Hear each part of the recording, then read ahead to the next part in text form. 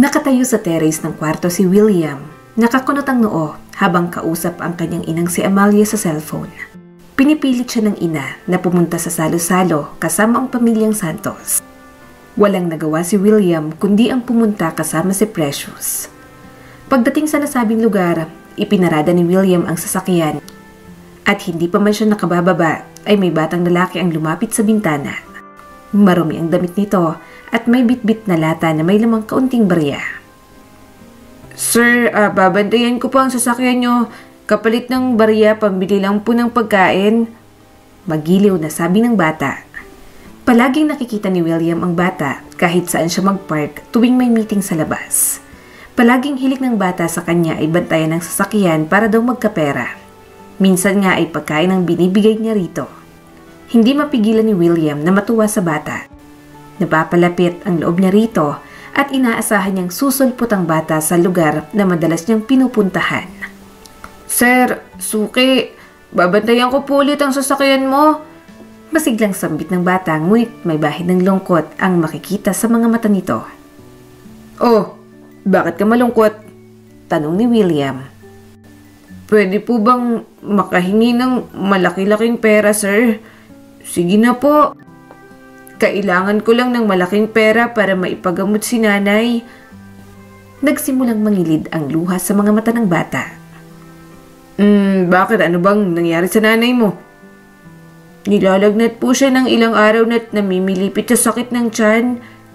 Humihikbing sagot ng bata. Ayaw maniwala ni William sa sinabi nito at baka nagsisinungaling lamang upang makakuha ng malaking halaga. Ngayon lang din pumasok sa isip niya na baka may ibang dahilan kung bakit nakipaglapit sa kanya ang bata. Lalo't sa panahon ngayon, naglipa na ang mga sindikato na gumagamit ng mga bata upang mamalimos. May meeting pa ako eh. Aalis na sana si William ngunit humarang ang bata at nagulat siya dahil lumuhod ito. Nagmamakaawa po ako sa iyo, sir. Tulungan mo ko. Ayaw kong mawala sa akin si nanay. Siya lang ang nag-iisa kong pamilya. Umiiyak na sabi ng bata. Niluhod ni William ang kanang tuhod at tinulungang tumayo ang bata. Ano nga ulit ang pangalan mo? Johan po. Kung saan-saan na lang kita nakikita. Paano ako maniniwala sa'yo? Dumadayo po kasi kami sa ibang lugar kasamang mga kaibigan ko. Pero dito po talaga kami nakatira. Malapit lang po yung bahay namin dito. Tiningnan ni William ang relos at may 20 minuto pa siyang natitira.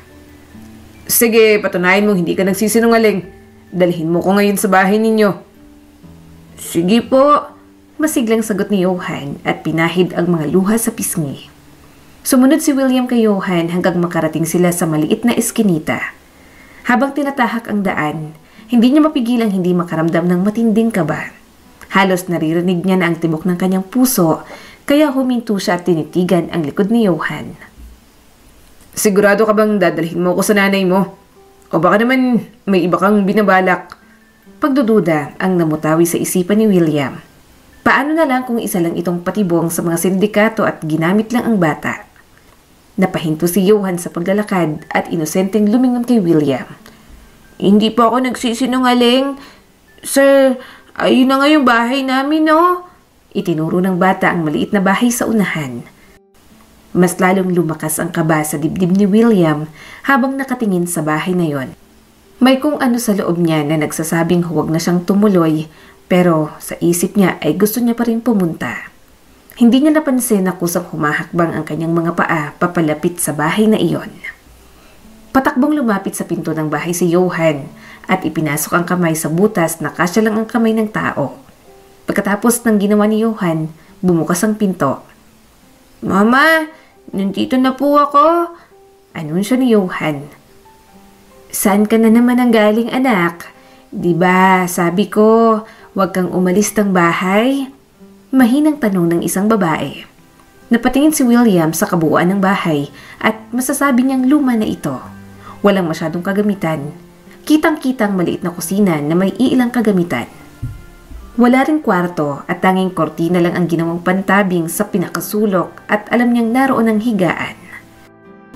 Tuluyang pumasok si William nang makitang hinawi ni Johan ang kortina at bumungad ang babaeng nakahigang patagilid na nakatalikod sa kanilang gawi. Nay, may ipangbibili na po tayo ng gamot. Gumagaral-galang boses na sabi ng bata. Mahinang gumalaw ang babae at dahan-dahang humarap kay Johan. Huwag mo akong alalahanin, anak. Ibili mo na lang yun ang pagkain mo. Mahinang sabi ng babae at hinawakan ng pisngi ni Johan. Ni hindi nito napansin na may kasamang kanyang anak. Huwag kang mag-alala, Nay. May tutulong sa atin. Mabilis na tumayo si Johan at mas hinawi pa ang kurtina upang makita ng kanyang ina ang kasama niyang lalaki. Siya po. Nagulat ang babae nang makita ang nakatayong si William. 7 taon ang nakalipas, ngunit tandang-tanda niya pa rin ang itsura nito. Mas lalo pa itong gumwapo kaysa sa dati. Hindi niya aakalaing makikita sila sa ganitong sitwasyon, kaya mabilis siyang nag-iwas ng tingin. Nanlaki naman ang mga mata ni William nang makita ang babae. Hindi siya nakagalaw kahit man lang pagkurap ng mata ay hindi niya nagawa. Pumayat na halos buto na lang ito. Nagbago man ang pisikal nitong anyo, kilalang kilala niya pa rin ang babae. Si Sharon, ang kanyang kasintahan na biglang nawala. Iniwan siya ng walang paalam at ngayon nagkita na silang muli. Hindi kita kilala kaya umalis ka na, mariing sabi ni Sharon. Pinilit ni Sharon na tumayo at pinakitang wala siyang dinaramdam. Ayaw niyang kaawaan siya at higit sa lahat, hindi niya gusto na mananatili pa ng matagal si William sa kanilang tahanan. Naiilang at nahihiya siya sa kanyang kalagayan ngayon. Mama, tutulungan niya po tayo para sa gamot mo. Di ba, sir? Naluluhang baling ni Johan kay William. Hindi nakasagot si William dahil nanatili ang kanyang paningin kay Sharon. Oo, malaki ang galit niya sa babae dahil sa ginawa nitong pag-alis na hindi man lang siya kinausap. Ngunit nangingibabaw ngayon ang awa sa kanyang puso nang makita ito sa ganoong sitwasyon. Wala akong sakit at hindi ko kailangan ng tulong mula sa hindi kilalang tao. Napasinghap na lang si William dahil sa mga sinabi ni Sharon. Hindi pa rin ito nagbabago, kagaya ng dati ay mataas pa rin ang pride nito. Tiningnan ni William ang relo at may 3 minuto na lang siyang natitira. Mabilis siyang lumabas at naglakad papalayo hanggang sa nakabalik na siya sa kanyang sasakyan. Sumakay siya sa driver's seat at napahilamos na lang sa mukha. Bumuga pa siya ng malalim na hininga at tumalukbong sa manibela. Hindi niya alam kung anong gagawin. Tutuloy ba siya sa meeting o babalik sa kinaroroonan ni Sharon? Maya-maya kinuha ni William ang cellphone sa bulsa at tinawagan ng kanyang sekretary. Ipinaalam niyang hindi siya makakapunta sa meeting at ikansela na lang muna ito. Pinaandar ni William ang kotse at nagmaneho. Huminto siya sa iskinita dahil hindi makakapasok ang sasakyan. Bumaba siya at naglakad papunta sa bahay ni Sharon. Nang makarating sa mukha na ng pinto, narinig niyang pag-uusap ng mag-ina. Sa susunod, huwag kang basta-basta maniniwala sa mga taong hindi mo kilala. Paano kung ikaw ang mapahamak? Marami ang sindikato sa panahon ngayon, anak. Kaya sana huwag ka nang umalis ng bahay. Naiintindihan mo? Ako nang bahalang maghanap ng makakain natin. Pero, Nay, may sakit ka. Tsaka halata naman na magkakilala kayo ng lalaki kasi alam niya ang pangalan mo. Wala kang alam, Johan. Kaya hindi na naituloy ang sasabihin ni Sharon dahil inaatake na naman siya ng sakit ng tiyan. Namimilipit siya sa sobrang sakit at hindi niya na halos makayanan. Nanay! Pumalaho ng iyak si Johan nang mawala ng malay ang kanyang ina. Nagmamadaling pumasok si William at nadatnang nakabulagta sa sahig si Sharon kaya agad niya itong dinulugan. Dalungan mo po ang nanay ko. Nagmamakaawang umiiyak si Johan sa harap ni William. Sharon! Sharon! Tawag ni William sa babae at napagtanto niyang sobrang init nito. Walang salitang binuhat ni William si Sharon palabas ng bahay habang nakabuntot si Johan. Sinakay niya ito sa sasakyan at dinala sa ospital. Sa sobrang gaan ng katawan ni Sharon, hindi nahirapan si William sa pagbubuhat dito. Mabuti na lang at hindi gaanong marami ang pasyente kaya kaagad na asikaso ng doktor si Sharon. May intestinal gastritis ang pasyente at kailangan niyang maoperahan agad. Dahil kung hindi ay puputok ang kanyang appendix at posible niya itong ikamatay. Pagpapaliwanag ng doktor na ikinagulat ni William. Mamamatay na bang nanay ko? Umiiyak na tanong ni Johan. Naawa si William kay Johan. Masyado pa itong bata para mawala ng ina. Gawin mo ang lahat, Dok, para mailigtas ang buhay ni Sharon. Ako na po ang bahala sa bayarin. Malumanay na sabi ni William. Paki-fill up na lang ng mga form, Mr. Rodriguez, sabi ng doktor. Matapos sa fill up ng form ay kaagad isinagawa ang operasyon ni Sharon. At ilang oras na naghintay sa labas ng operating room sina William at Johan. Nakita ni William ang sobrang lungkot sa mukha ng bata dahil kanina pa itong hindi umiimik. Johan, may itatanong lang sana ako. Nagdadalawang isip na sambit ni William. Ano po yun? Balik na tanong ng bata. Nasan palang tatay mo? Muling tanong ni William. Wala po akong tatay. Simula po nung pinanganak ako, walang ipinakilalang tatay si nanay sa akin. Kaagad na sagot ng bata. Nagulat si William sa nalaman. Buong akala niya sumama si Sharon sa ibang lalaki. Sabay na tumingin si William at Johan nang bumukas ang pinto ng operating room. Lumabas doon ang doktor na nakangiti. Kaagad namang tumayo ang dalawa. Success ang operasyon. Mamaya ililipat ng pasyente sa kanyang magiging kwarto, sabi ng doktor. Maraming salamat po, Dok. Masayang sambit ni Johan at pinanood na umalis ang doktor. Nakahinga ng maluwag si William sa masayang balita. Higit sa lahat ay masaya siya para kay Johan. Habang hinihintay natin ang nanay mo, kumain na muna tayo.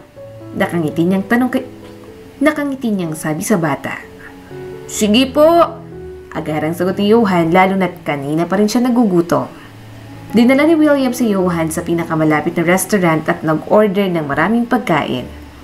Wow! Ang dami at mukhang masasarap. Natatakam na bulalas ni Johan habang nakatingin sa mga pagkain. Kumain ka na. Para sa iyong lahat ng yan. Nakangiting sabi ni William.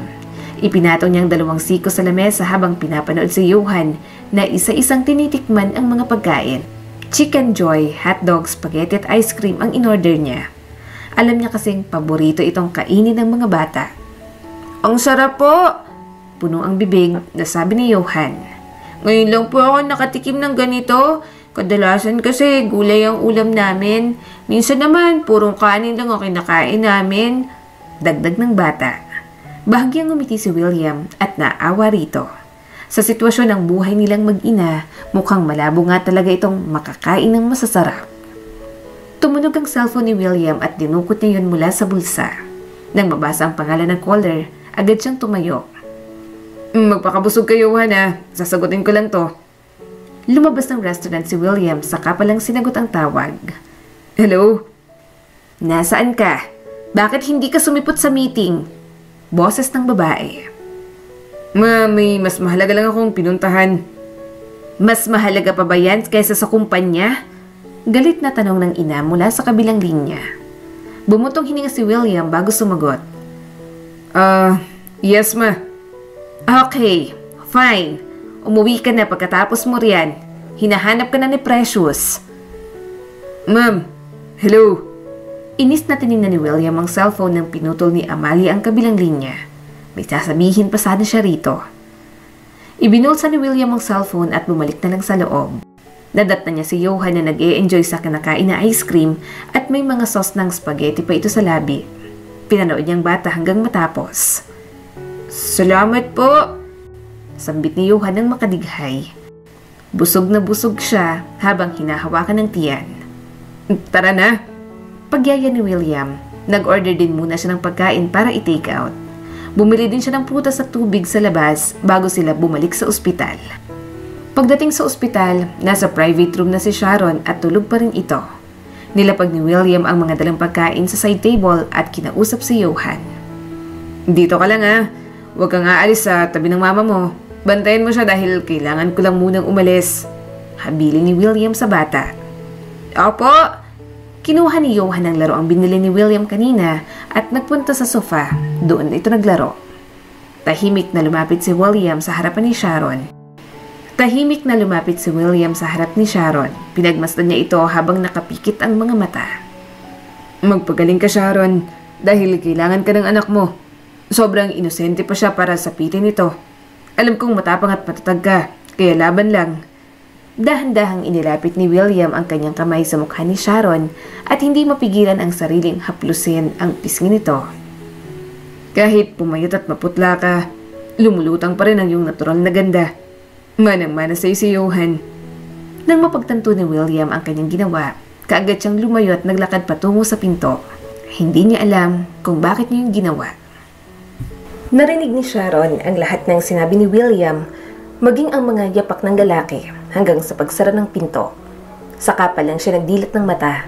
Hindi niya kayang harapin si William kaya nagpanggap na lang siyang tulog kahit kagigising niya lang.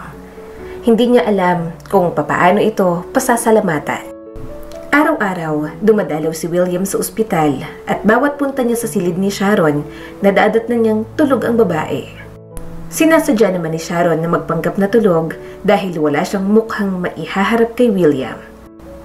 Hanggang sa ikapitong araw, lalabas na si Sharon, saka pa lang siya nadatnan ni William at nakausap. Kumusta ng pakiramdam mo? Okay na ako. Sagot ni Sharon na di makatingin kay William dahil nakatitig sa kanyang lalaki kaya naiilang siya. Mabuti naman kung ganon. Kinuha ni William ang mga gamit at sabay silang lumabas ng ospital. Hindi nakatanggi si Sharon sa pamimilit ni William na ihatid na siya sa kanilang bahay. Habang nasa biyahe, nag-iisip siya ng paraan kung paano ito tuluyang lumayo sa kanilang mag-ina. Sa huli, nakapagdesisyon siya na sabihin ang lahat. Nang makarating sa tapat ng bahay ni Sharon, huminto siya at humarap kay William, habang si Johan ay naunang pumasok sa loob. Maraming salamat sa mga tulong na ginawa mo para sa amin ng anak ko, William. Hindi ko to makakalimutan at huwag kang mag-alala dahil hahanap ako ng paraan para mabayaran ka. Sinserong sabi ni Sharon. Isa lang ang hihingin kong kabayaran, Sharon. Alam kong kaya mo tong ibigay. Ano yon? Tanong ni Sharon kahit may hula na siya kung ano iyon. Namutawi ang katahimikan at nagkatinginan silang dalawa ng ilang segundo. Sagutin mo ako ng totoo. Bakit mo ako iniwan? Bakit umalis ka nang walang paalam? Biglang sumeryoso ang mukha ni William habang binibigkas ang mga katagang iyon. Bahagyang ngumiti si Sharon saka tumungo. Maniniwala ako dahil alam kong hindi ka sinungaling. Simulat sa pool, hindi ka nagsinungaling sa akin. Biktima ako ng pananamantala ng mabait at responsable mong stepfather, William. Walang alindangan, ngunit may diin ang pagkakasabi ni Sharon na ikinagulat nito. Napaawang ang labi ni William at nanlalaki ang mga mata. Hindi kaagad na iproseso sa kanyang utak ang narinig. Hindi siya makapaniwala sa sinabi ni Sharon. Imposible, nasambit ni William. See? Alam ko hindi ka maniniwala pero yun ang totoo. Bakit hindi mo tanungin ng mama mo? Pero sa bagay, kahit siya hindi ako pinaniwalaan at mas pinili niyang ipagtabuyan ako at palayasin. Alam ni Mommy, bakit hindi mo sinabi sa akin na ganun ang nangyari? Tanong muli ni William nang may panghihinayang. Dahil alam kong hindi ka rin maniniwala tulad ngayon. Mas paniniwalaan mong santo mong ama-amahan kesa sa akin. Siguro nga'y pandidirihan mo rin ako, hindi ba? Hindi nakasagot si William. Gulong-gulo ang isipan niya sa mga nalaman. Wala sa sariling naglakad siya palayo mula kay Sharon. Isang buntong hininga ang pinakawala ni Sharon habang papalayo si William. Ngayon lang niya hinayaan tumulo ang luha na kanina pang pinipigilan. Mayroon sa loob niyang nanlumo at nadismaya dahil hindi naniwala si William sa kanyang sinabi. Walang naniniwala sa kanya. Tama lang ang naging pasyon niya noon na lumayo. Ngunit bakit kung kailan inilibing niya na sa limot ang masalimuot na pangyayari, kusa naman itong hinuhukay ng tadhana? Bakit kailangan pa nilang magtagpong muli? Muling nanunumbalik sa isipan ni Sharon ang sakit na dinanas niya, kaya walang tigil sa pagtulo ang kanyang mga luha. Mahabang panahon na rin mula nung huli siyang umiyak. Mama, tingnan mo! Sabi ni Johan. Madaling nagpunas ng luha si Sharon nang marinig ang tawag ng anak. Pumasok na rin siya sa bahay at nagulat nang makita ang maraming grocery sa lamesa. May prutas at isang sakong bigas sa gilid nito. Mahigit 2 buwan din nila yung kakainin. Alam niyang kagagawan niyo ni William. Samantala, lasing na umuwi si William at marahas na pinahinto ang sasakyan sa labas ng mansyon. Bumaba siya sa kapadambang isinara ang pinto ng kotse. Gumigewang na siya habang naglalakad sa kalasingan.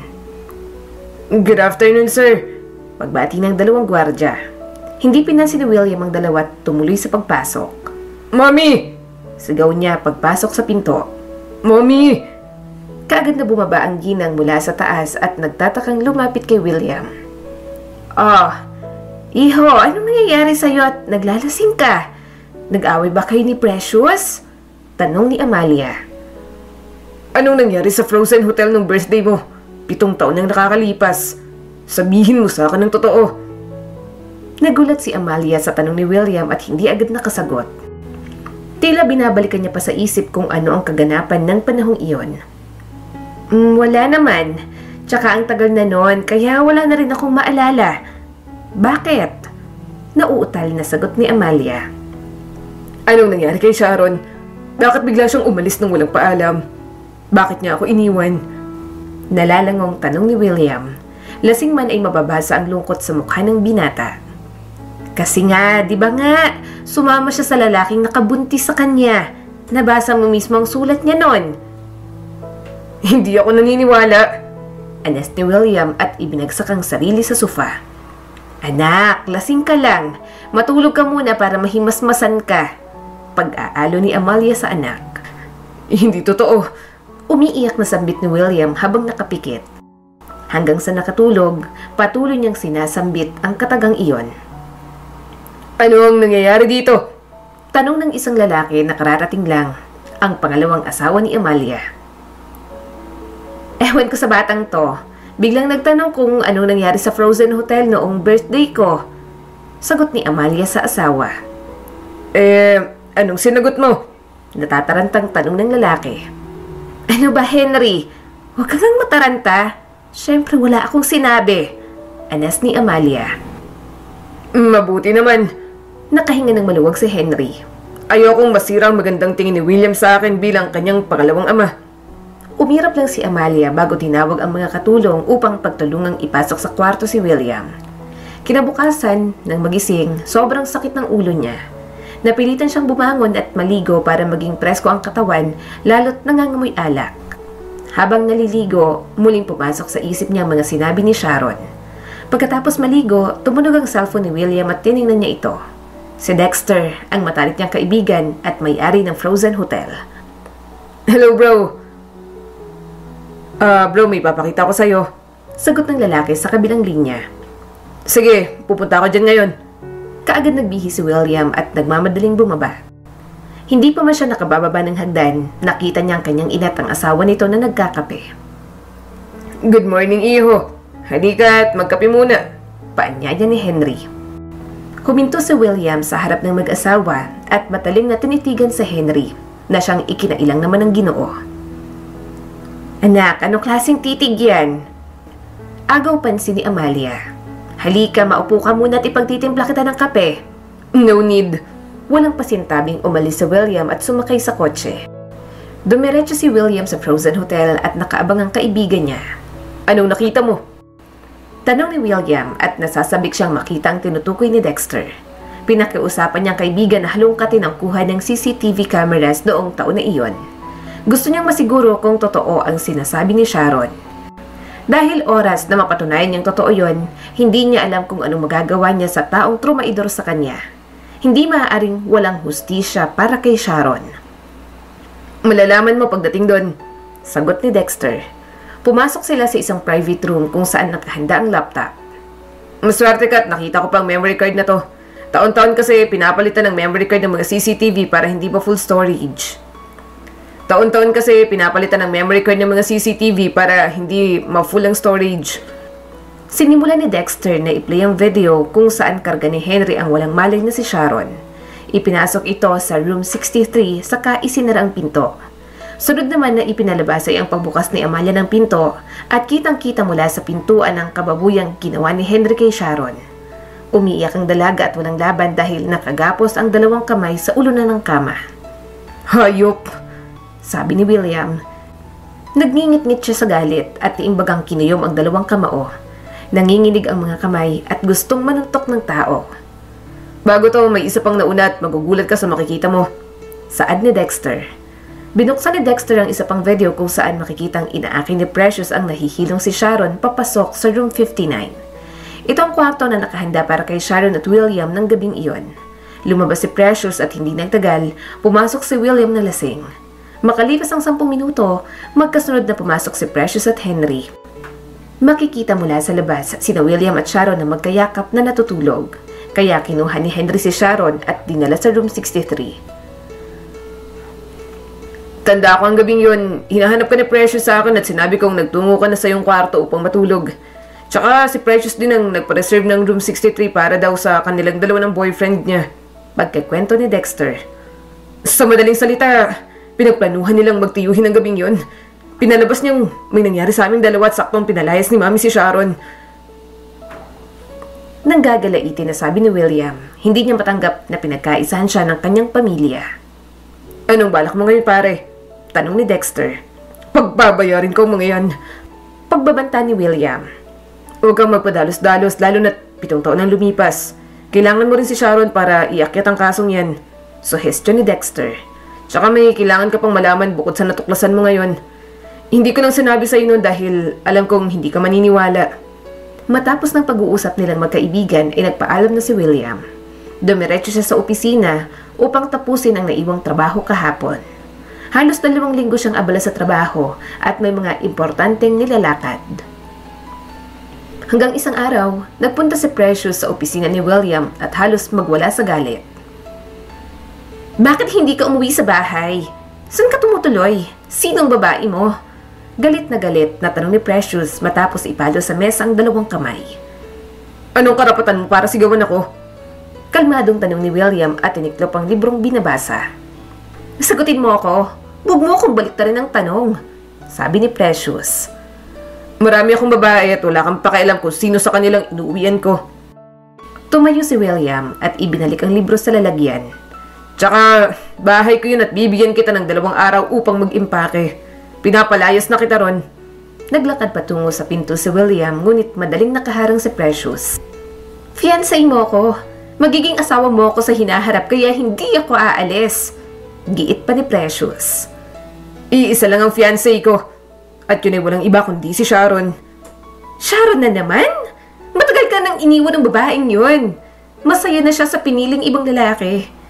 Hindi na tuloy ni Precious ang nais pang sabihin nang bigla siyang sinakal ni William. Dare to say it again and I will kill you.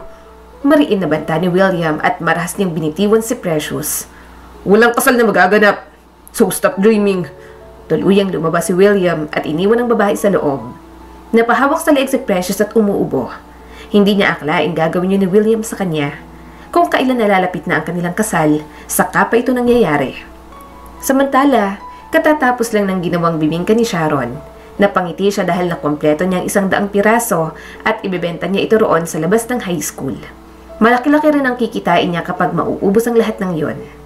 Nagbihi si Sharon ng damit na mas presentableng tingnan. Suot niya ay puting blusa at itim na paldang hanggang tuhod. Tinitirintas niya rin ang buhok at mas maaliwalas tingnan ang kanyang mukha. Kukunin niya na sanang nakasabit na sling bag nang may taong kumatok sa pinto. Binuksan niya ito at bahagya siyang nagulat sa nakita. Hi! Bati ni William. Anong ginagawa mo rito, William? Tanong ni Sharon sabay nag-iwas ng tingin. Ang akala niya tuluyan itong nadismaya at lalayo sa kanya nung huli nilang pag-uusap at hindi na magpapakita kailanman. Ngunit ito nakangiti sa kanyang harapan ng binata. Gusto kitang makita. Patay mali siyang sagot ni William at walang paalam na pumasok. Nasaan si Johan? Nasa eskwelahan. Wow, mukhang masarap to ah. Patikim ha. Kaagad kumuha ng isang bibingka si William at sinimulang kainin. Teka! Pigil ni Sharon ngunit huli na. Ang sarap. Bati ni William habang patuloy ang pagkagat sa bibingka. Paninda ko yan, bayaran mo para may buwan naman, no? Napairap na sabi ni Sharon. Hindi niya alam kung matutuwa o maiinis sa ginawa ng binata. Magkano ba to? 10 piso lang ang isa. Dinukot ni William ang pitaka at kumuha ng 500 saka inabot kay Sharon. Tirahan mo ako ng 10 piraso ah. Wala akong sukli. Palitan mo ng 100. Libre ko na sa yung isa. Kaagad namang pinalitan ni William ang pera saka yun tinanggap ni Sharon. Hindi rin ito tatanggapin kung sasabihin niyang keep the change na lang. Binalot naman kaagad ng babae ang 5 pirasong bibingka at inabot kay William. Oh, umalis ka na dahil aalis na rin ako. Pagtaboy ni Sharon sa binata. Grabe ka naman. Tinanggap ni William ang plastic ngunit kasama niyang hinawakan ang kamay ni Sharon at hinila papalapit sa kanya. Napasubsob si Sharon sa kanyang dibdib kaya nilubos niya na ang pagkakataon na mayakap ng mahigpit ang babae. Napapikit siya ng mariin habang dinadama ang init na matagal niya nang hindi naranasan. Hindi nakagalaw si Sharon at nagulat din sa ginawa ni William. Ramdam niyang init at mahigpit nitong yakap na matagal niya nang inaasam. Please, huwag mo akong ipagtabuyan. Bulong ni William at nararamdaman ni Sharon ang init ng hininga nito sa kanyang batok. Hinayaan ni Sharon si William hanggang sa kusa itong bumitaw sa kanya. Inaamin niya rin naman sa kanyang sarili na gusto niyang ginawang pagyakap ng lalaki sa kanya. Tapos ka na bang mag-emote? Aalis na ako. Pwede ba akong sumama? Nakangiting tanong ni William matapos itong kumalas. Bahala ka sa buhay mo. Kaagad tumalikod si Sharon at lihim na ngumiti. Mayroon sa kaloob-looban niyang masaya na makita at makasama ang dating nobyo. Ako na magdadala nito. Kinuha ni William ang basket at binitbit palabas. Walang nagawa si Sharon kundi ang sumunod. Hinayaan na lang din niya si William dahil alam niyang hindi naman ito mapipigilan. Kilalang kilala niyang binata. Kapag gustong isang bagay ay walang sino man ang makakapigil dito. Malilate lang siya kapag makikipagtalo pa siya. Pinawisan si William nang makarating sa high school. Medyo malayo-layo kasi ang kanilang nilakad. Pumesto si Sharon sa gilid ng gate at maya-maya pa'y naglabasan ng mga estudyante. Naupo si William sa di kalayuan at laging nakatingin kay Sharon. Ngayon niya lang napansin ang pagbabago ng katawan nito na unti-unti nang bumabalik sa dati ang pangangatawan. Kaya nung ginaya ni Precious ang pananamit ni Sharon ay talagang nagalit siya. Nang mapansin ni William na walang ganong bumibili sa bibingka, naisipan niyang tulungan si Sharon. Tumabi siya sa babae at naghihikayat ng mga mamimili, kaya biglang dumami ang mga estudyante. Karamihan ay mga babae. Mapapakinabangan din palang kagwapuhan mo, no? Pabirong bulong ni Sharon kay William habang nagpipigil ng ngiti. Oo naman, kaya mo nga ako minahal, di ba? Bulong ni William sabay kindat. Madaling nag-iwas ng tingin si Sharon dahil pakiramdam niya namumula ang kanyang pisngi dahil sa sinabi nito. Yabang, mahinang sabi ni Sharon saka umiling. Hindi pa man natapos ang recess time ay naubos na ang paninda ni Sharon at dahil yon sa tulong ni William. Sa wakas, naubos din. Salamat sa tulong, Mr. Pogi. Pangaasar ni Sharon sabay kuha sa basket at naunang naglakad pa uwi. Wala bang libre dyan? Pabirong tanong ni William habang nakasunod kay Sharon. Wala, iipunin ko to para pambayad ng utang. Napailing si William sa kanyang narinig. Alam niya ang tinutukoy nitong utang. Mama! Humahangos na sumasalubong ang bata sa kanila. Oh, anak, bakit humahangos ka? Nasusunog po ang bahay natin. Ano? Binitiwan ni Sharon ang basket at tumakbo hanggang makarating sa tapat ng kanilang bahay. Nilamon na ng apoy ang kanilang munting tahanan at ikinalugmok ito ni Sharon sa lupa. Napaluha siya habang nakatingin sa apoy. Nakalimutan niyang patayin ang apoy kanina bago umalis na naging dahilan ng pagkasunog.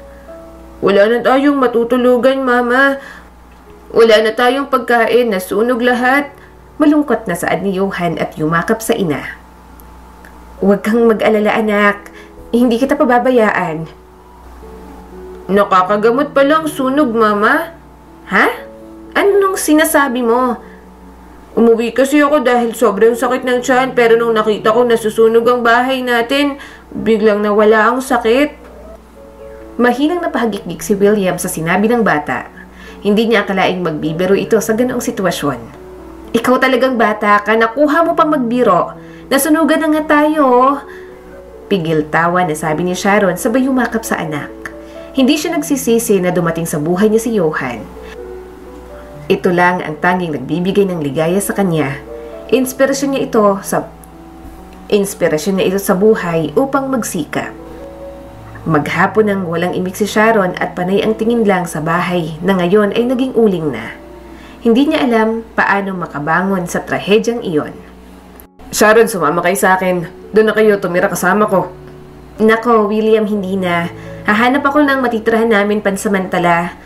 Agarang pagtanggi ni Sharon. Nahihiya na kasi siya kay William lalo na't malaki ang gastos nito noong operasyon niya. Sobra sa 300,000.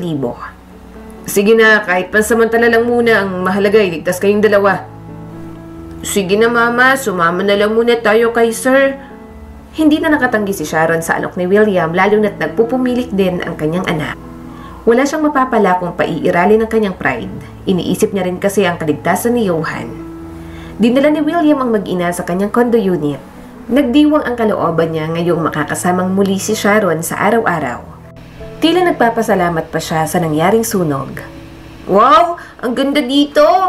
Bulalas ni Johan pagkapasok sa unit ni William. Parang palasyo! Huwag kang malikot anak ha, baka makabasag ka ng mga gamit. Paalala ni Sharon sa anak at tumango naman ito. Baka makita kami ng mami mo rito. Nag-aalalang baling ni Sharon kay William. Huwag kang mabahala dahil walang nakakaalam sa lugar na to. Lihim lang na binili ni William ang unit na yon at walang sino man ang nakakaalam.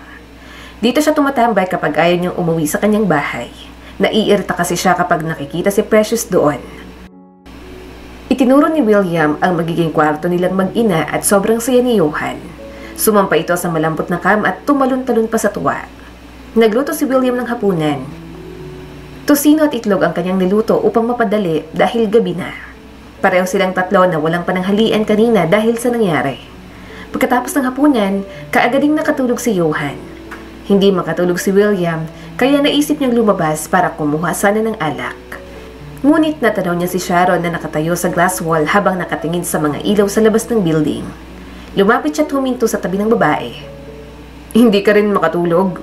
Anong iniisip mo? Marami. Hindi na nagsalita si William at sinamahan na lang niya si Sharon. Ilang minuto silang tahimik hanggang sa nagsalita ang isa. Hindi ka ba galit sa akin, William? Diretsong tanong ni Sharon habang nananatili sa labas ang tingin. Nilingon ni William ang babae ngunit hindi siya sumagot. Tinitigan niya lang ang maamong mukha nito, bagay na matagal niya nang hindi nagawa. Kung noon ay sa litrato lang siya nakatitig, ngayon ay harap-harapan na. Bakit ang bait mo pa rin sa akin sa kabila ng nagawa kong kasalanan sa'yo? Bakit tinutulungan mo kami? Hindi ba dapat ay kamuhian mo ako, lalo ng anak ko? Patuloy na tanong ni Sharon. Bumuntong hininga si William at ibinalik sa labas ang tingin. Dati, nagalit ako sa ginawa mo. Pero ngayon ay naiintindihan ko na kung bakit mo yung nagawa. Ba't ito ang pakiramdam mo nung mag-isa ka lang? Hindi biro ang mag-isa. Bagay na hindi ko kinaya nung nawala ka. Bahinang sabi ni William. Napalingon si Sharon sa binata. Bahagya itong nakangiti ngunit mababasa niyang matinding kalungkutan sa mukha nito. Nadepress ako. To the point na akala ko mababaliw na ako sa kaiisip kung saan ako nagkulang. Kung minahal mo ba talaga ako? Nangilid ang mga luha ni Sharon. Parang pinipiga ang kanyang puso sa mga narinig. Tila ba bumabalik ang sakit na parang kahapon lang nangyari ang lahat. Ako ba talagang mahal mo nung panahong yon? Biglang tanong ni Sharon kaya napalingon si William sa kanya ng may pagtataka. Nagtagpo ang kanilang paningin ngunit agad umiwas si Sharon at pinunasan ng luha. What do you mean? Nakita ko kayong dalawa ni Precious sa kwarto ng gabing yun. Pareho kayo hubad at magkayakap sa isa't isa. Nanlumo ako. Akala ko'y may mapagsusumbungan ako sa ginawang kahayupan ni Sir Henry sa akin. Pero wala pala. Kaya nagpasya na lang akong umalis. Pagkwento ni Sharon na ikinagulat ni William. No, walang nangyari sa amin ni Precious. Lasing ako nung gabing yon kaya nakatulog agad ako. Parte lang yun sa plano nila upang paghiwalayin tayo. Natatarantang pangatwiran ni William. At nagtagumpay sila. Ngumiti naman si Sharon sa katumingin kay William. Hayaan mo na, nangyari ng lahat. Sa huli, naghiwalay rin tayo. May kanya-kanya tayong buhay ngayon. Pumihit patalikod si Sharon at humakbang, ngunit hindi pa man siya nakakalayo, mahigpit siyang niyakap ni William mula sa likuran. Nagkalayo lang tayo pero hindi naghiwalay. Malungkot na bulong nito. Isang mahigpit na yakap ang iginawad niya kay Sharon. Kailanman, hindi niya inisip na naghiwalay sila. Palagi ako nagdarasal at umaasa na babalik at magpapaliwanag. Dahil handa akong patawarin ka dahil mahal na mahal kita. Saka bumalik ka na sa akin, Sharon. Namangha si Sharon sa kanyang narinig mula kay William. Kabaliktaran ito sa iniisip niya na baka kinasusuklaman siya ng binata dahil sa ginawang peking liham at kinalimutan sa huli. Pero marumi na akong tao, William. Hindi ako nararapat sa'yo. Lumuluhang sambit ni Sharon. Lumipat si William sa harap ni Sharon at hinawakan ang magkabilang pisngi saka pinahid ang luha gamit ang hinlalaki. Hindi mo ginusto ang nangyari, kaya huwag mong isipin na marumi ka. Isipin mo na lang na panaginip ang lahat ng yun. Pangaalo ni William at mahigpit na niyakap si Sharon. Si Johan. Handa akong tanggapin ang bata. Walang kasalanan si Johan. Inosente siya sa mga nangyari. Humagulgol ng iyak si Sharon habang yakap si William. Ngayon lang siya nakaramdam ng kapayapaan sa mga bisig ng binata. Unti-unting bumalik ang tiwala ni Sharon sa sarili. Araw-araw, pinaparamdam ni William sa kanya na importante siya at karapat-dapat mahalin. Ipinasyal ni William ang mag-ina sa mall para ibili ng mga bagong damit. Kumain sila sa labas at pumasyal sa mga lugar na hindi pa nila napuntahan noon. Huli nilang pinuntahan ng Sky Bay Walk at sabay pinanood ang paglubog ng araw. Sa sobrang pagod, nakatulog si Johan at naiwan sa loob ng sasakyan. Magkatabing nakaupo sa seawall sina William at Sharon habang parehong may bitbit na can beer. Ang ganda ng view. Sayang at maaga nakatulog si Johan. Hindi niya tuloy nakita. Hayaan mo, sa susunod, babalik tayo dito. Hindi na nagsalita si Sharon at in-enjoy niya na lang ang ganda ng tanawin. Mabuti at hindi mo itinakwil si Johan. Kadalasan sa ibang nangyayaring ganyan, hindi kayang mahalin ng bata. Pagbubukas ni William sa topic. Dugot laman ko pa rin siya at wala siyang kamalay-malay sa mga nangyari. Tsaka hindi ko siya itinuturing na iba simula nang nalaman kong buntis ako. Ewan ko ba, pero mas iniingatan ko siya sa araw-araw hanggang sa isinilang siya. Isa siyang biyaya para sa akin. Nakangiting saad ni Sharon habang binabasa ang mga paa sa tubig dagat. Proud ako sa katapangan mo, Sharon. Nagawa mo siyang itaguyod kahit sobrang hirap. Kinabig ni William ang ulo ni Sharon at isinandal sa kanyang balikat saka hinagka ng noon ito. Gabi na nang makauwi sila sa kondo at kinarga ni William ang bata papunta sa kwarto. Kinumutan niya ito at saktong pumasok naman si Sharon. Magpahinga ka na, alam kong pagod ka. Hinila ni William ang braso ni Sharon at hinapit sa bewang. Samahan mo ko. Nangaakit na bulong ni William na siyang ikinainit naman ng pisngi ni Sharon. Ano ka ba? Baka magising ang bata. Palusot ni Sharon sabay iwas ng tingin. Kaya nga, pabulong diba? Malambing na sagot ni William at pilit hinuhuli ang mga mata ni Sharon na panay naman umiiwas ng dahil sa hiya. Tingnan mo ako. Napilitan si Sharon na tumingin sa mga mata ni William kahit naiilang. I miss you. Malambing na saad ni William. Nakikita ni Sharon ang lungkot sa mga mata ng binata. Magkasama naman tayo ah. Yes, we are.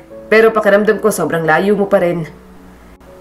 Nagsimulang mamuo ang luha sa mga mata ni William at hindi nagtagal ay unti-unti yung tumulo sa kanyang pisngi. Ang taas ng bakod mo, Sharon. Nakaramdam ng konsensya si Sharon. Kahit ilang linggo na silang magkasama, hindi niya magawang ipakita sa binata ang dating siya. Lagi siyang dumidistansya tuwing lalapit sa kanya si William. Siguro, nasanay siya sa mga panahon na magkalayo sila, dulot na rin sa karanasang hindi malilimutan. William, mahal mo pa rin ba ako, Sharon? Nandyan pa ba ako sa puso mo? Magkasunod na tanong ni William habang patuloy ang pag-agos ng luha na nagpalambot sa puso ni Sharon. Parehong nangungusap ang kanilang mga mata. Imbis na sagutin, isang halikang iginawad ni Sharon kay William. Halik na nagsasabi ng katotohanan na mahal niya pa rin ito hanggang ngayon. Napapikit si William sa ginawang paghalik ni Sharon sa kanya.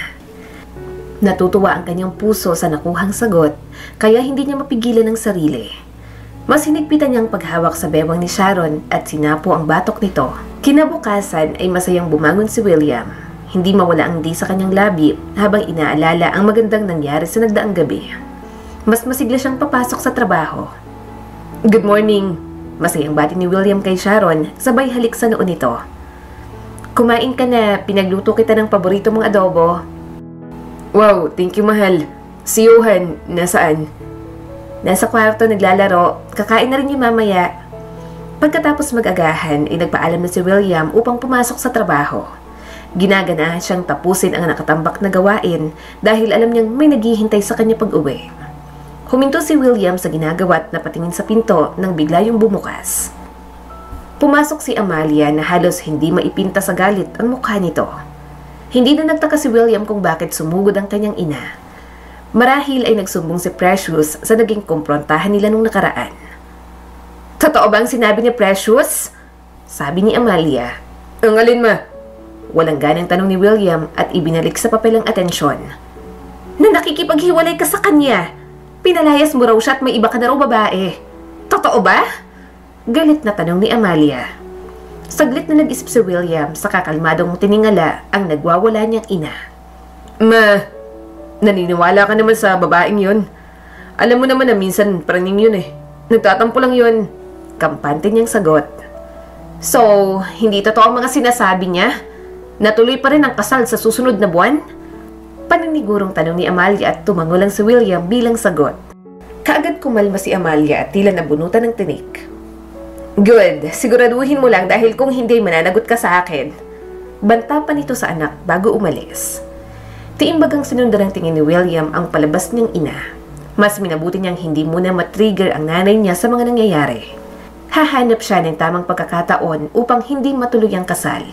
Higit sa lahat, naghihintay siya ng tamang panahon na sabihin kay Sharon ang tungkol kay Precious. Ngayon lang sila nagkamabutihan at hindi niya kayang sirain ang masayang sandali nilang magkasama.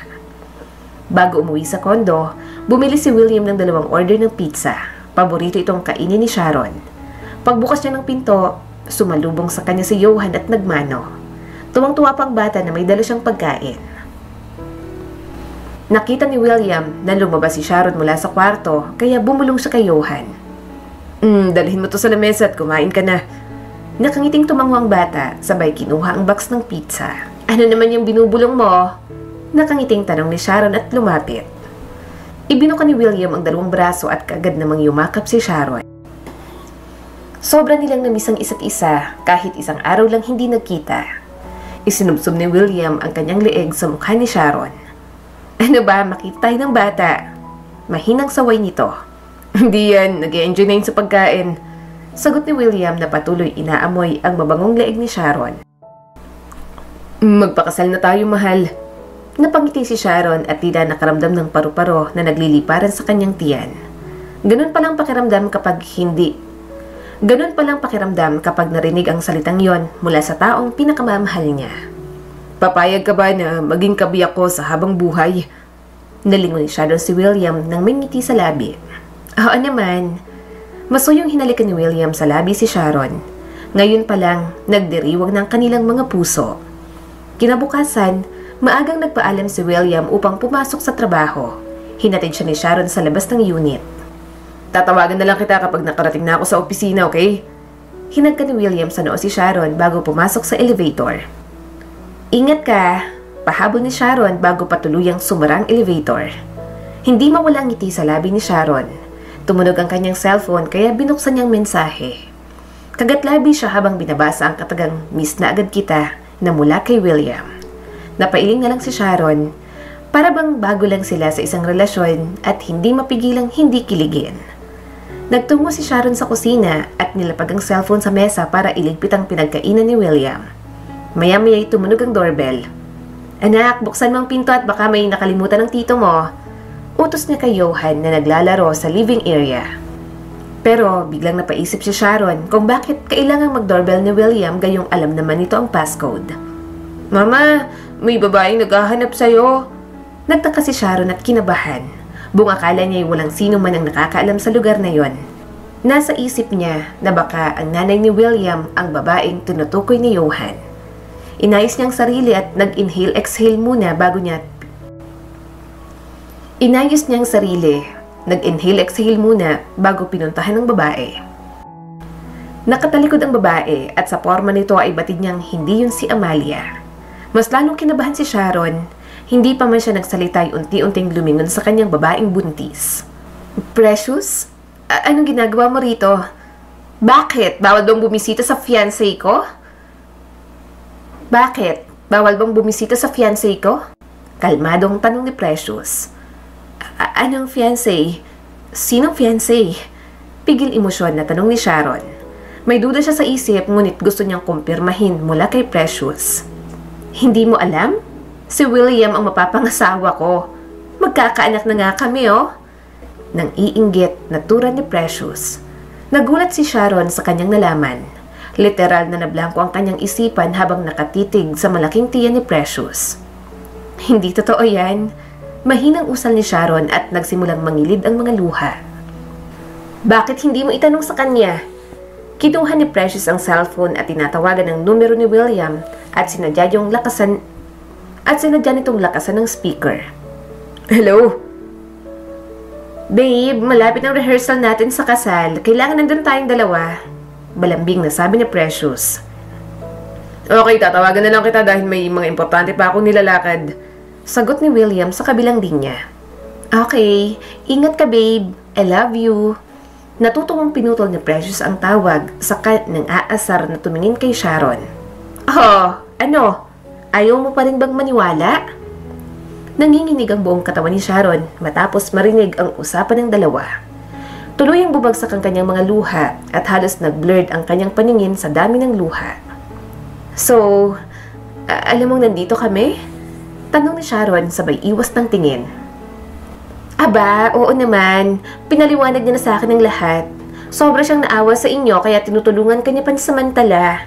Siyempre may pinagsamahan din naman tayo noon kaya hindi na ako tumutol. Pagpapaliwanag ni Precious. Labis na nanlumo si Sharon. Bakit nga ba hindi niya naisip ang mga bagay na ito? Sa haba ng panahon nilang nagkalayo, hindi man lang sumagi sa isip niyang ganitong bagay. Siya, aalis na ako. Babalik na lang ako mamayang hapon kapag nakauwi na siya. Lumabas ng unit si Precious at naiwang luhaan si Sharon. Nagmamadali siyang pumasok sa kwarto at doon binuhos ang maraming luha. Sumandal siya sa pinto at mariing pumikit. Sinampal niya ng maraming beses ang sarili hanggang sa natauhan siya. Makalipas ang ilang sandali, mabilis siyang nag-impake ng mga damit. Kinuha niya rin ang pera sa drawer at lumabas para hanapin si Johan. Natagpuan niya sa kusina ang bata na kumakain ng tinapay. Anak, tigilan mo na yan. Aalis na tayo. Hinawakan ni Sharon ang kamay ng anak, ngunit natigilan ng tumunog ang cellphone na nakapatong sa mesa. Nakatatak ang pangalan ng tumatawag. Si William. Tara na. Hinila ni Sharon ang anak at iniwan ang cellphone. Wala nang rason upang manatili pa sila roon. Saan tayo pupunta, Mama? Inosenteng tanong ng anak. Kahit saan, basta magkasama tayo. Samantalang sa opisina, hindi mapakali si William. Tanghali na'y wala pa rin kaya nag-aalala na siya. Napagpasya niyang umuwi muna sa kondo upang i-chat ang mag-ina ngunit nagulat siya nang wala na ang mga ito. Iniwan din ang ibinigay niyang bagong cellphone kaya hindi niya na ito makontak. Hindi agad siya nag-isip ng masama at iniisip na baka namasya lang ang dalawa at nakalimutang dalhin ang cellphone. Ngunit sumapit ang gabi, hindi pa rin umuwi ang mag-ina. Labis na nabahala si William. Maayos naman sila pagkaalis kaninang umaga. Isa lang ang paraan na naisip ni William. Pinatingnan niyang CCTV at nakita niyang lahat. Nasundan pala siya ni Precious nung nakaraang araw at nagpanggap pa itong buntis sa harap ni Sharon. Kinabukasan, walang sinayang na oras si William. Hinanap niyang mag-ina, pinuntahan ng mga lugar na alam niya ngunit hindi niya ito nakita. Halos nawalan na siya ng pag-asa. Tumunog ang kanyang cellphone at sinagot ang tawag ni Dexter. Hey bro, nakita ko si Sharon. May kasama siyang bata. Saan? Atat na tanong ni William. Dito sa South Terminal. Dexter, please, pigilan mo sila. Gawin mo lahat para hindi sila makaalis. Papunta na ako dyan. Kaagad na binaba ni William ang cellphone at sumakay sa kotse. Halos paliparin niya na ang sasakyan, makarating lang agad sa terminal. Kalahating oras bago nakarating si William sa South Terminal at sa pamamagitan ng text ni Dexter, natuntun niyang kinaroroonan ni Sharon at Johan. Tila nabunutan ng tinik ang kanilang lalamunan nang makita ang dalawa na nakaupo sa waiting area. Sharon! Hinihingal niyang tawag sa babae. Nagulat si Sharon at tumayo. Ano ginagawa mo rito? Paano mo kami natunton? Hindi na mahalaga yun. Ang importante, naabutan ko kayo. Umuwi ka na, William. Akmang aalis si Sharon ngunit humarang ang binata. Uuwi ako basta kasama ka. Hindi napigilan ni Sharon ang sarili at sinampal si William. Tama ng panluloko mo sa akin, William. Hinawakan ni William ang magkabilang balikat ni Sharon. Hindi kita niloko, Sharon. Maniwala ka. Nagpanggap lang na buntis si Precious para sirain tayo. Hindi agad nakapagsalita si Sharon. Maaaring totoo na nagpanggap nga si Precious. Ngunit hindi niya rin alam kung nagsasabi ba ng totoo ang binata. Bibilugin mo na naman ang ulo ko at paasahin? Anas ni Sharon at hindi napigilan ang pagluha. No, hindi kita binibilog. Mahal na mahal kita, Sharon. Mahigpit na niyakap ni William si Sharon kahit nagpupumiglas ito. Patutunayan ko sa iyo na totoo ang sinasabi ko. Kumala siya sa pagkakayakap at inabot sa babae ang envelope na kanina niya pong bitbit. Ano to? Binuksan ni Sharon ang envelope at laman nun ang kanilang mga papeles para sa kasal. Lihim yung nilakad ni William sa nagdaang linggo kahit hindi pa siya sigurado kung papayag si Sharon. Akala ko ba kayo ni Precious ang ikakasal?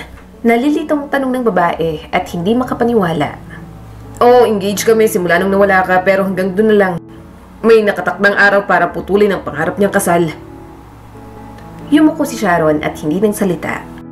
Naiinis na nahihiya siya. Hindi man lang siya nagtiwala sa lalaking mahal niya. Sorry. Thanks God, nabutan ko kayo.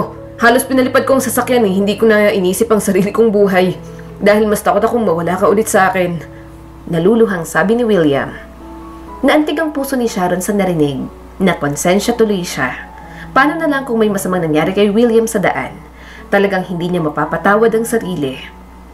Sorry mahal. Muling niyakap ni William si Sharon. Hindi ko kayang mawalay tayo sa isa't isa. Bulong niya rito. Tara na, nakakahiya sa mga tao. Pinagtitingin na tayo. Bakit hindi natin isagad ang hiya? Pigil ngiti na tanong ng binata. Ha? Anong ibig mong... Natameme si Sharon sabay takip ng bibig nang dahan-dahang lumuhod si William sa kanyang harapan. Itatali na kita. Hindi ko hahayaan na makawala ka pa. Dinukot ni William ang maliit na kahon sa bulsa at binuksan sa harap ng babaeng mahal niya. Sharon Mendoza, baka kasalan mo ba ako? O pakakasalan kita? Bahagyang natawa si Sharon ngunit hindi maipaliwanag ang saya dulot ng mga sandaling iyon. Pwede both? Natatawang sagot ni Sharon sabay abot ng kanang kamay kay William. Nakangiting kinuha ni William ang singsing at isinuot sa daliri ni Sharon. Pagkatapos ay tumayo siya at niyakap ng mahigpit ang babae. Sobrang saya niya.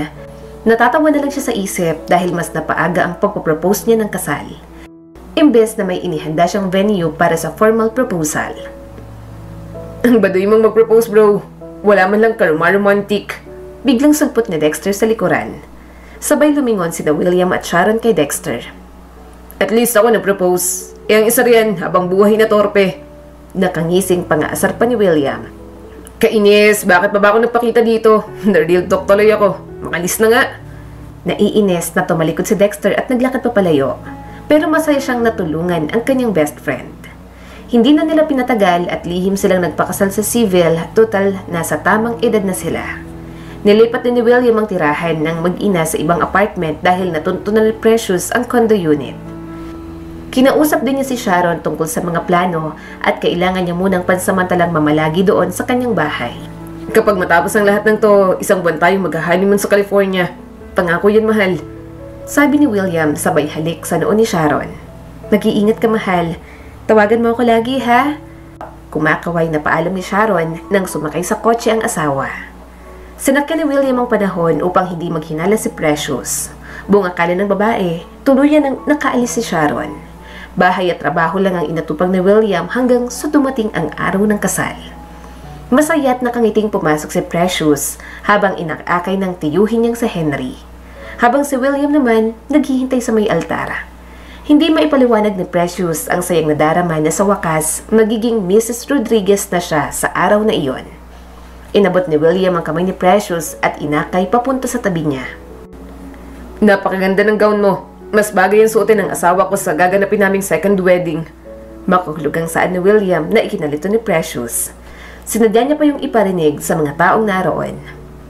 Father, simulan mo na po ang seremonya.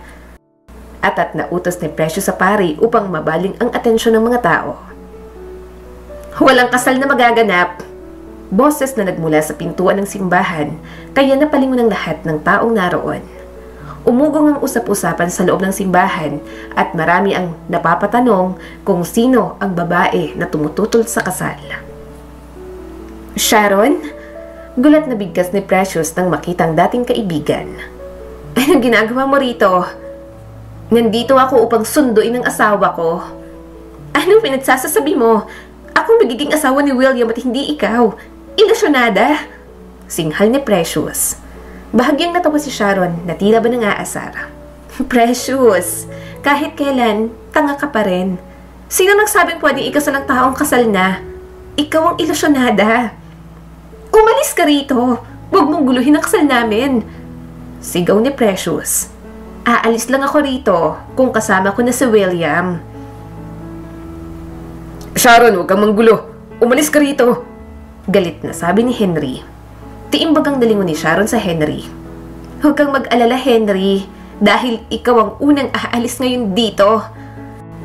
Pumasok ang mga pulis na siyang ikinatuwa ni na Henry at Precious sa pag-aakalang sa kanila papanig ang mga ito. Hulihin ang babaeng yan. Nanggugulo yan dito. Utos ni Precious sa mga pulis, ngunit nagtaka siya nang lampasan lang ng mga ito si Sharon. Pasensya na, Mr. Santos, pero kailangan yung sumama sa amin sa presinto. Sabi ng pulis sabay abot ng warrant of arrest.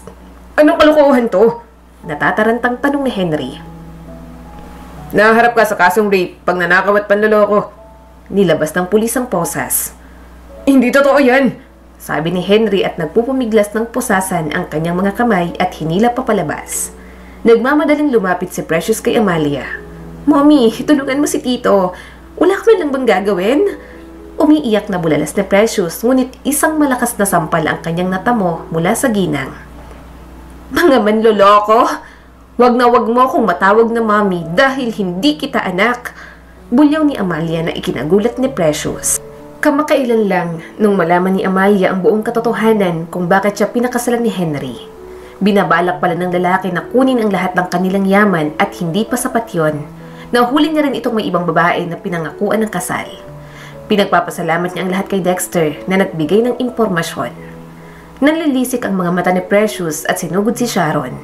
Ngunit mabilis nakakilo si William at hinilang asawa kaya napasubsub sa sahig si Precious. Walang hiya ka? Mga agaw!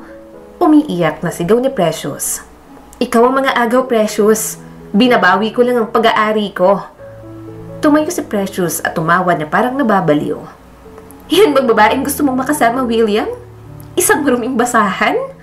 Pangiinsulto ni Precious habang tinuturo si Sharon, saka tumingin naman siya kay Amalia. Yan bang magiging manugang mo? May anak sa asawa mo? Patuloy na tumatawa si Precious.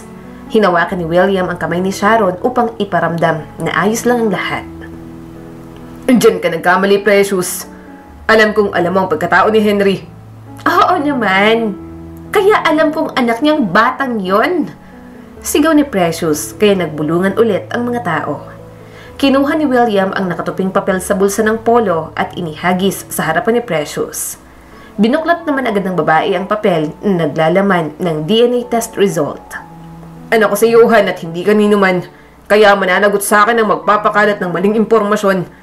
Anunsyo ni William. Lihim siyang kumuha ng buhok ni William at laway nito upang ipa-DNA test. Sobrang saya niya noong nalaman niyang anak niya ang bata. Nanlaki ang mga mata ni Sharon sa gulat, maging si Amalia. Dati, may duda si Sharon kung sino ang ama ni Johan. Una siyang naangkin ni William noon bago pa man siya mapagsamantalahan ni Henry.